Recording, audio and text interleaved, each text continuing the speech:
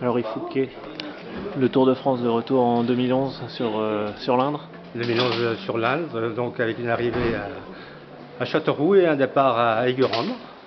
C'est quoi la meilleure recette pour décider les gens d'ASO à chaque La fois? meilleure recette, c'est l'accueil. L'accueil dans l'Indre, ils savent qu'ils sont bien reçus, une belle organisation. Et puis aussi, je pense que dans l'Indre, on a une culture de cyclisme. Tous nos clubs de cyclisme marchent bien. On a un champion qui est Imshiro. Et puis on a déjà une grande épreuve avec le Tour de l'Indre, la classique de l'Indre. Et je crois que tout ça fait qu'on a fait nos preuves et que ASO nous fait confiance. Ça a été difficile de les décider pour cette année? Mon cher Nicolas, je ne pensais pas que le Tour de France allait passer dans l'Indre cette année. C'était plutôt prévu sur 2012-2013. ASO nous fait un beau cadeau. Je pense que l'Indre est placé bien cette année sur la route du Tour parce qu'ils partent de Bretagne, de Vendée, ils font un peu la Bretagne et ils redescendent sur les Pyrénées.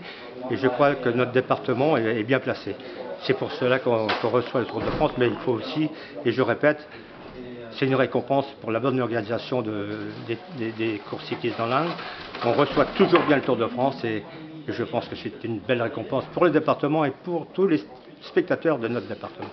Mais c'est toujours pas le contre-la-montre final que vous attendez. C'est mon grand rêve. Tu sais, mon grand rêve, c'est d'avoir un contre-la-montre. Je ne sais pas si je le verrai un jour, mais c'est vrai que je rêve d'avoir le contre-la-montre final dans l'Indre. Ça viendra peut-être. Mais bon, on ne sait jamais. Je ne sais pas si je deviendrai assez vieux pour le voir. Mais il faut dire quand même que on prend maintenant, on a l'habitude d'avoir le Tour de France à tous les 2 ans.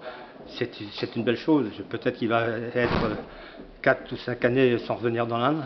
J'ose espérer que ça ne s'attendra pas si longtemps. Mais il faut le prendre quand il vient. Voilà. Je crois que c'est un sujet qui rend beaucoup heureux de beaucoup de gens. Donc il faut le prendre quand il vient. C'est vrai que ça coûte 80 000 € pour une arrivée d'étape, 60 000 € pour un départ. Dans ces moments difficiles, je sais qu'il y a certaines personnes qui vont dire, bien oui, on a encore de l'argent dépassé pour le sport, mais il faut savoir que le Tour de France est le plus grand stade au monde. Et c'est gratuit. C'est pas comme le football, le tennis, le rugby où on paye sa place.